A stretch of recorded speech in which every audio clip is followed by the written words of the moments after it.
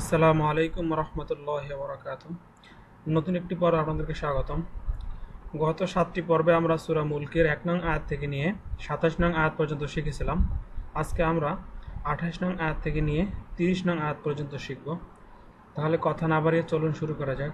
বিসমিল্লাহির রহমানির রহিম।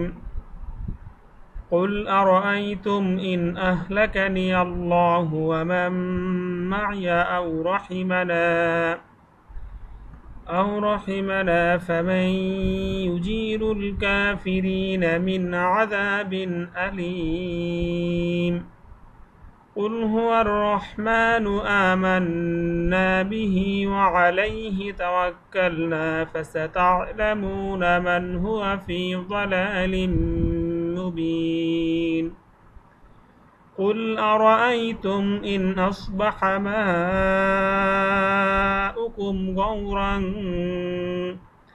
غورا فمن يأتيكم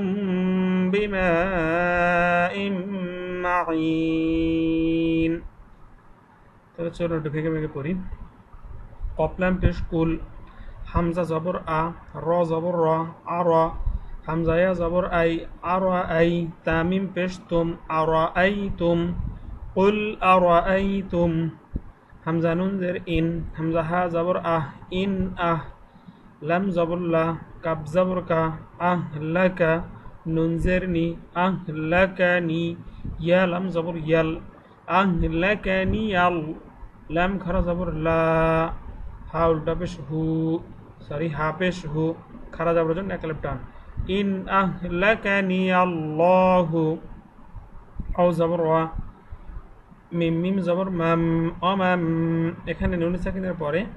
ইদগামের হরফ, নুন সাকিনের পরে ইদগামের হরফ মিম আসার জন্য গুণ হবে, অমাম, মিম জবর মা, আইন জের ই, মা ইয়া জবর ইয়া, ওয়ামাম মা ইয়া, হামজা ও জবর আও, র জবর রা, আও র, হাজের হি, আও রহি, মিম জবর মা, নুন আলিফ জবর না, জবর পরে খারাপ জন্য এক আলিফ টান, আও রহিমানা, ফা জবর ফা, মিম ইয়া জবর মাই, নুন সাকিনের পরে ইয়া আসছে জন্য গুণ হবে, ফা মাই, ইয়া পেশ ইউ, জিম ইয়াজের জি, জের পরে জজম আলাইয়া, এই জন্য এক আলিফ পরিমাণে দীর্ঘ করে পড়িতে হবে, রলাম পেশ রুল, ইউজিরুল, কাপ খারা জবর কা, খারা জবরের জন্য এক আলিফ টান, ফাজের ফি, র ইয়াজের রি, জেরের পর জজম আলাইয়া, এজন্য এক আলিফ টান হবে, নুন জবর না, কাফিরিনা, মিম নুন জের মিন, আইন জবর আ, দাল আলিফ জবর দা, জবর পরে খালি আলিফ, এজন্য এক আলিফ টান, বাদুই জের বিন, মিন আযাবিন, হামজা জবর আ, লাম ইয়াজের লি, জেরের পর জজম আলাইয়া, এজন্য এক আলিফ টান হবে, মিম দুই জের মিন, আলিমিন, থামি হবে কি আলিম। قل أرأيتم إن أهلكني الله ومن معي أو رحمنا فمن يجير الكافرين من عذاب أليم। অর্থাৎ যদি বড় আয়াত হয় সেক্ষেত্রে, যদি শ্বাস যদি ছোট হয় সেক্ষেত্রে যে কোনো জায়গায় থামা যাবে। যেমন আমি এখানে কাফিরিনা থেমেছি, তো যেখানে থেমেছি তার দুটি শব্দ পূর্ব থেকে আবার পরবর্তী বারে শুরু করেছি, এভাবে করে বড় বড় আয়াতগুলো এভাবে ভেঙে ভেঙে পড়া যায়। কপলাম পেশ কুল, হা পেশ হু, র জবর ওয়ার, কুল হু আর রহা জবর রহ, মিম খারা জবর মা, খারা জবর নুন পেশ নু, রহমানু, হামজা খারা জবর আ, খারা জবরের জন্য এক আলিফ টান, মিম নুন জবর মান, নুন আলিফ জবর না, আমান্না,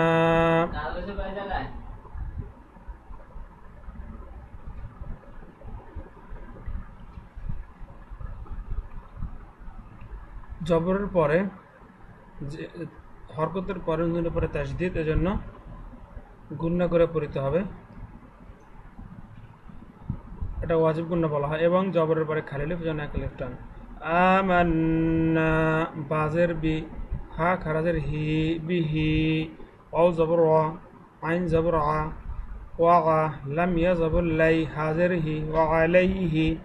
قل هو الرحمن آمنا به وعليه تا زبر تا أو كاف زبر وك كفلام زبر كال توكل نون ألف زبر نا زبر برك ألف جنا كلبتان توكلنا فا زبر فا سين زبر سا فسا تا إن زبر تا لام زبر لا فسا تا لا ميم هو بش مو نون زبرنا فستعلمون ميم نون زبر من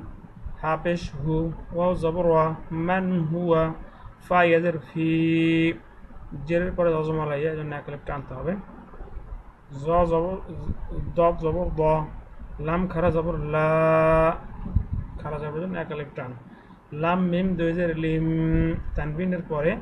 ইদগামের হরফ মিম আসছে এজন্য গুণনা করে পড়তে হবে যালালিম মিম পেশ মু বা ইয়াজের বি জেরের পরে জজমা লাইয়া এজন্য একলিফ টান হবে নুন দুই জের নিন মুবিনিন যদি ওয়াকফ করি তাহলে হবে মুবিন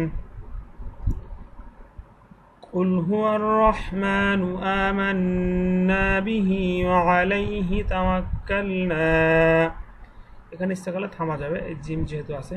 فستعلمون من هو في ضلال مبين قبلام পেশ কুল হামজা জবর আ র জবর র হামজা জবর আই আর আই তামিম পেশ তুম আর আইতুম হামজা নুন জের ইন হামজা সাদ জবর আস ইন আস বা জবর বা হা জবর হা ইন আসবাহা মিম আলিফ জবর মা হামজা পেশ উ মা উ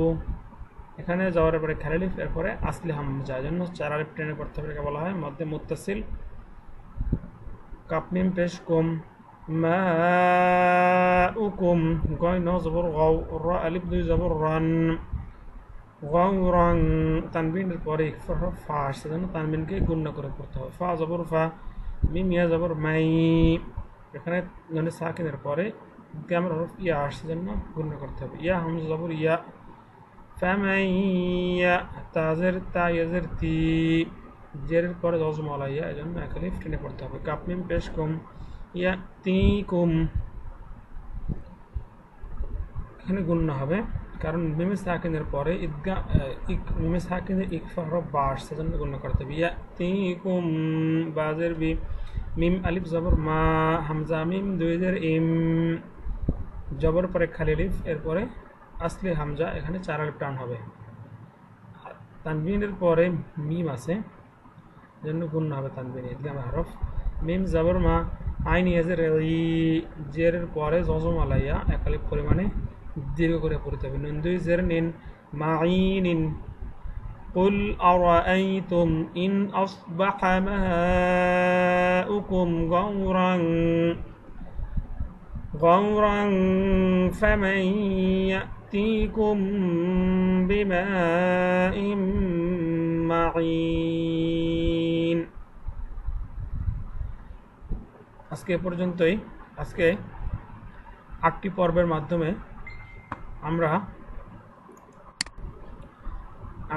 মাধ্যমে আমরা সূরা মুলক শেষ করলাম তো যারা ভিডিওগুলো দেখবেন তাদের কাছে আমার অনুরোধ যারা এভাবে শিখতে চান আমার এই আলোচনা দেখে বা টিউটোরিয়াল দেখে তাদেরকে আমার অনুরোধ থাকবে আপনারা 1 নং থেকে দেখা শুরু করবেন তাহলে আপনাদের জন্য সহজ হবে তো আজকে আলোচনা দীর্ঘ না করে এখানেই বিদায় নিচ্ছি সকলে ভালো থাকবেন আসসালামু আলাইকুম ওয়া রাহমাতুল্লাহি ওয়া বারাকাতুহু